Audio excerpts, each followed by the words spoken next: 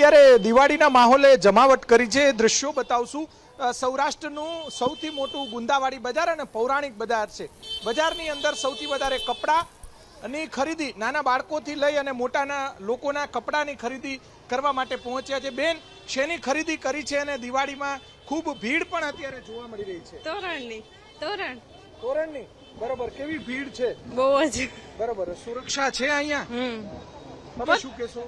અમે કઈ નથી કહેવા માંગતા। ચોક્કસ જોઈ શકાય છે કે અમુક લોકો બોલવા પણ માંગતા નથી, એટલી બધી ભીડ છે।